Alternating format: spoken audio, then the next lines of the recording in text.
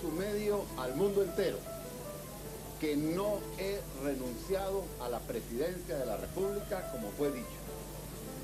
Fui obligado a dejar la presidencia por un golpe de una pequeña cúpula militar.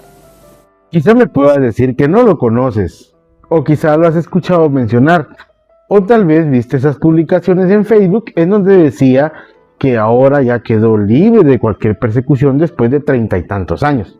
Hoy vamos a ver quién es este señor y por qué es recordado como el único presidente que se ha dado un autogolpe y fracasó.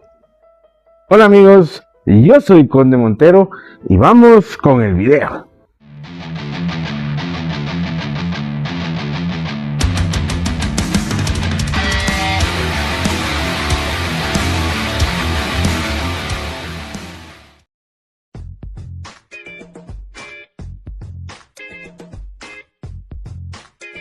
Jorge Serrano Elías no era el político de la élite guatemalteca al que todo el mundo estaba acostumbrado.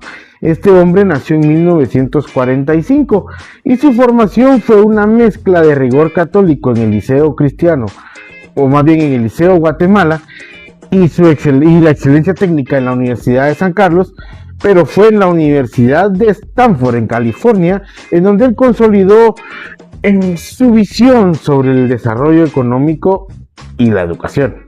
A diferencia de sus contemporáneos, Serrano no buscó refugio en las cámaras empresariales. No. Su ascenso comenzó en el sector público y la fe.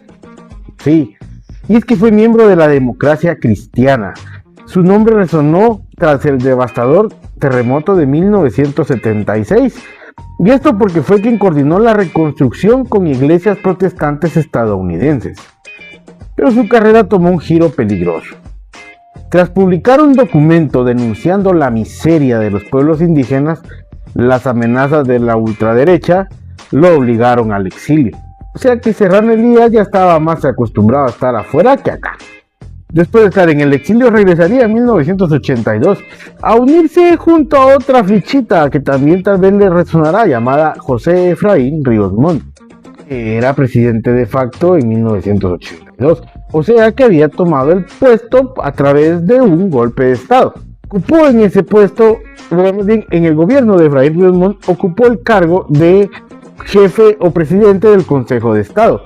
Cosa que le permitió que, además de compartir poder junto con Efraín Ríos Montt, también compartían otra cuestión importante, y esta era la fe. Y eso creo que fue algo que transformó la identidad de la política de la región. Como cualquier buen aprendiz de dictador, tendría que encontrarle el modo para buscar siempre quedarse también él con el poder probar de la guayaba. Y que se decidió por irse tras la presidencia en las elecciones de 1985, pero no le fue tan bien, porque entonces en ese momento, que eran las primeras elecciones de la democracia guatemalteca, de la naciente democracia guatemalteca, quedó en un tercer lugar, esto detrás de un señor conocido como Jorge Carpio Nicol, y detrás de alguien también conocido llamado Marco Vinicio Cerezo Arévalo. Este fue el primer presidente, ojo con el dato, primer presidente de la era democrática de nuestra Guatemala. Sí, pero como les decía, el aprendiz de dictador también tenía ganas de hacerse del poder, por lo tanto entendió que no tenía que depender de un partido para poder tomar decisiones, armar propuestas y decidir. Entonces, así como su servilleta, que ya que no consiguió trabajo en algún canal, decidió hacerse su propio canal de YouTube, Serrano Elías hizo su propio partido político, que fue el Movimiento de Acción Solidaria, o MAS. Mientras otros partidos se hundían en la vieja política, en la represión y tratar de parecerse lo más que se podía al presidente anterior o al ya ejemplo que tenía muchos de Jorge Ubico, el partido MAS ofrecía un rostro modernizador y liberal. Puesto en la campaña de 1990, Serrano fue un estratega brillante, lo máximo. Su discurso defendía el Estado de Derecho y los derechos humanos en un país donde estos conceptos eran sinónimo de sentencia de muerte. Recordemos que veníamos de un conflicto armado, estábamos en un conflicto armado interno, y además de eso veníamos de gobiernos en donde si decías algo como lo que se dice en este canal, sencillamente te desaparecían y ya no volvías a saber nada de ti y tu familia, o simplemente te desvivían y te dejaban en algún lugar visible para que vieran lo que le podía pasar a cualquiera que hiciera lo mismo. Por lo tanto, tener la idea de derechos humanos y hablarme de libertades y hablarme de derechos y de oportunidades era una estrategia más que clara del partido Más para poder hacerse del gobierno y por lo tanto de convencer a gente.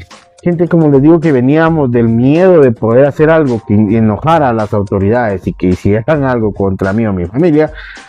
Ahora alguien me decía que iba a tener yo oportunidad de poder expresarme y defenderme y hablar bien y que iba a tener todos esos derechos que me garantizaba la Constitución nueva. Entonces eso sonaba muy bonito, por lo que fue algo que Más y Jorge Serrano Elías supieron aprovechar. Serrano Elías logró atraer el voto conservador tradicional, las promesas de paz para un pueblo agotado de tanta guerra y crucialmente el apoyo de los simpatizantes de Ríos Montt, a quien la justicia le había prohibido participar. Del otro lado, Serrano Elías tenía a Jorge Carpio Nicol, un hombre con un gran carisma para hablar, una persona de que era apoyado por gente que estaba en el poder, algo que no tenía la ventaja de Serrano Elías.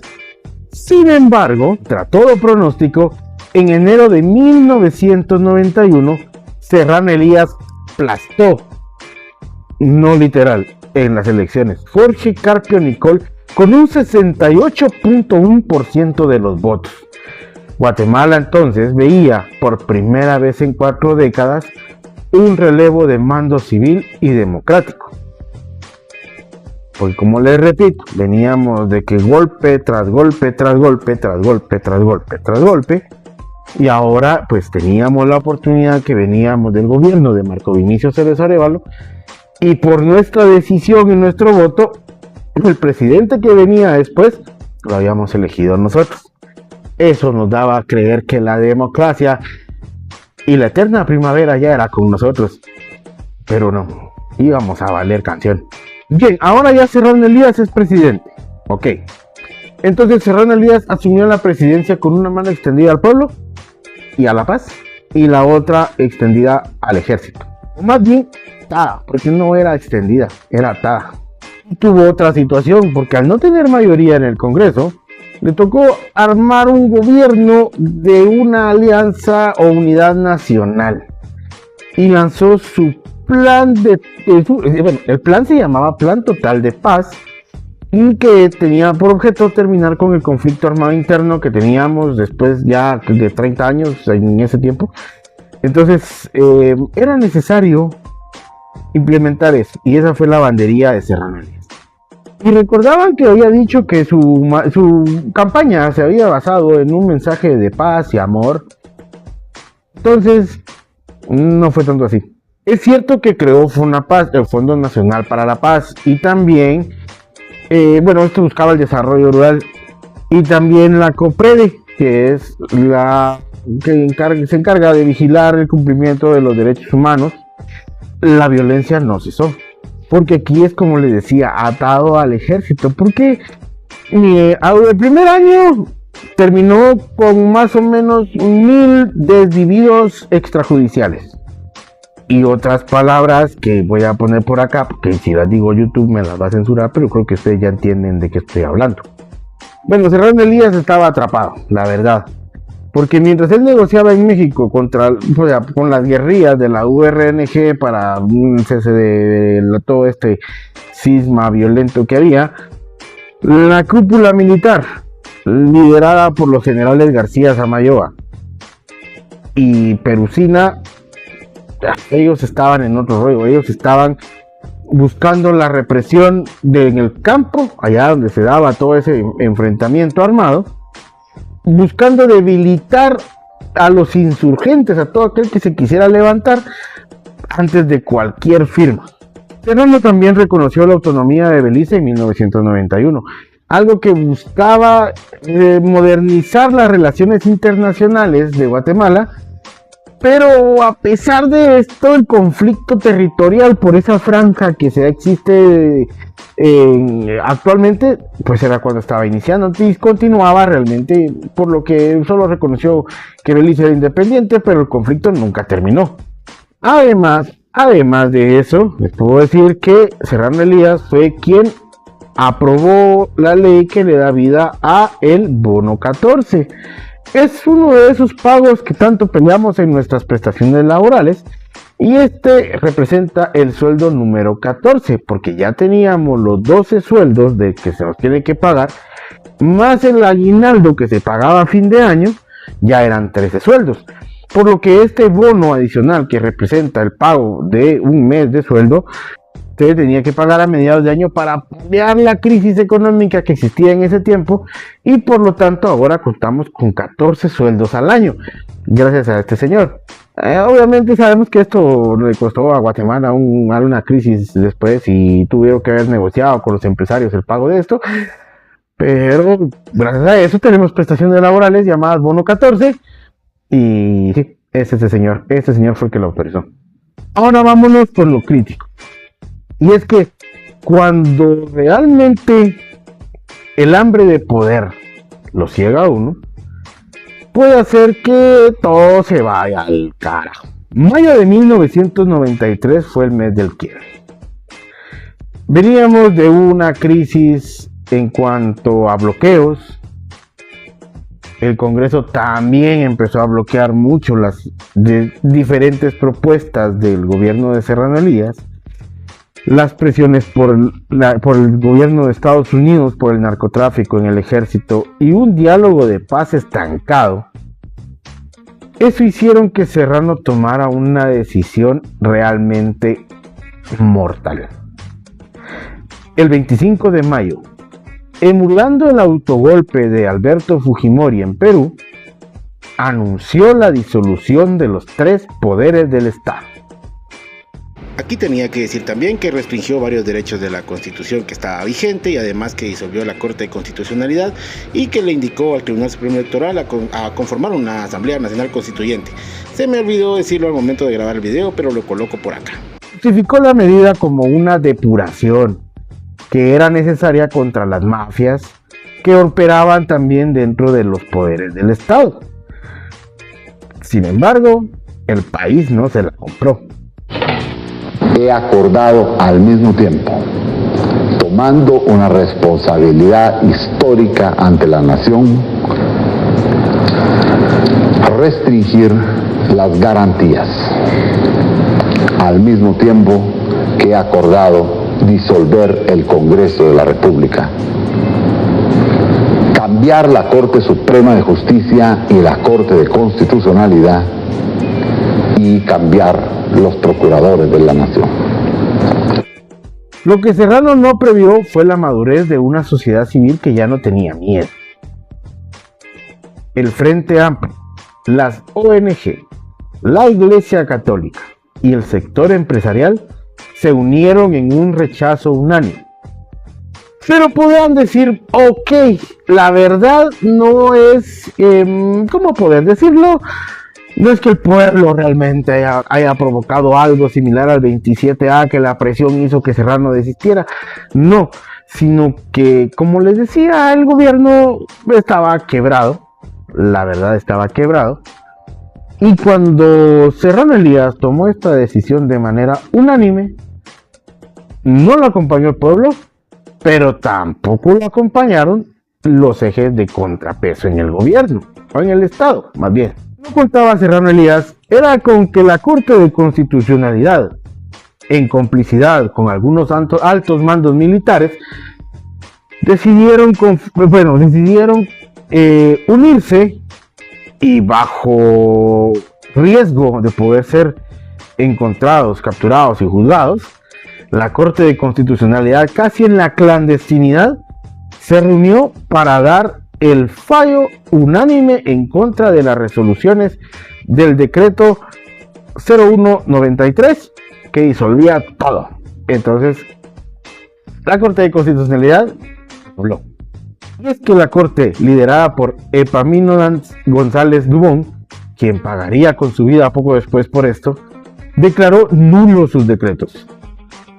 Al final, el ejército, viendo que Serrano era un lastre internacional y político, le retiró el apoyo. El 1 de junio de 1993, el presidente de la Solidaridad abandonó el Palacio Nacional por la puerta trasera, rumbo a El Salvador. De El Salvador decidió viajar a Panamá. Panamá no tiene extradición, entonces por lo tanto es un paraíso. Sin embargo, en Guatemala, su sombra seguía siendo procesada. La fiscalía le imputó una lista interminable de delitos, desde violación a la Constitución hasta la malversación de 134 millones de quetzales de fondos reservados. Calculándolo ahorita estaremos hablando tal vez de unos 250 millones de quetzales. Durante décadas, Guatemala intentó extraditarlo sin éxito, chocando siempre con la negativa de las autoridades panameñas. Serrano rompió su silencio en varias ocasiones, alegando ser un perseguido político y acusando a figuras como el general Otto Pérez Molina de conspirar en su contra. En 2005, con un tono desafiante, aseguró no arrepentirse de nada, afirmando que no sería tan estúpido de regresar a enfrentar a una justicia que él consideraba aún secuestrada. Y hablo de Serrano Elías porque hace unos días, me salió en verso, hace unos días se conoció que el juez Freddy Orellana desistió de la persecución penal contra Jorge Serrano Elías después de 30 y tantos años, diciendo que no hay delito que perseguir. Por lo tanto, al no haber delitos que perseguir, Jorge Serrano Elías podría regresar a nuestro país tan campante como que no hubiera hecho nada. Si lo leemos hasta ahí, diríamos, ¡hala, qué injusto! ¿Cómo va a ser eso? Este Serrano Elías la logró vencer y compró el poder regresar a Guatemala. Pero no. ¿Por qué? Porque todavía hay que agotar recursos. Se puede apelar. Si no se apela, si en la apelación no se puede, pasamos a casación. Y si casación no hay, vamos a jurisprudencia. Si no hay jurisprudencia, pasamos a un recurso, un recurso de amparo. Y luego de amparo podemos proceder a pedir, hay medidas todavía. Es probable que después de todo este proceso, y que obviamente si no estamos ante una justicia cooptada, probablemente Serrano Elías nunca regrese a Guatemala, porque su caso se puede reabrir en cualquier momento, porque en alguna de estas instancias se puede conseguir revertir el fallo de juez Orellana, y si él está en Guatemala, le cae. Y es así como llegamos al final de este video. Pero me gustaría conocer tu opinión. ¿Ya sabías quién era Jorge Serrano Elías? ¿Tienes algún otro dato que nos podría complementar este video y completar más la información? La puedes dejar aquí abajo en los comentarios. Realmente me ayuda muchísimo porque el algoritmo está empezando a conocer de nuevo que estoy haciendo videos. Y por lo tanto necesito darle ese impulso que sus comentarios me pueden aportar. Así que por favor, sírvanse con la cuchara grande ahí en los comentarios. Por aquí están los botoncitos de suscribirse y la campanita, píquenle a los dos para que cuando yo suba un nuevo video les llegue de primera mano y lo vean así, de voladita. Yo soy Conde Montero, que la luz sea con ustedes y nos vemos en una próxima oportunidad. Adiós.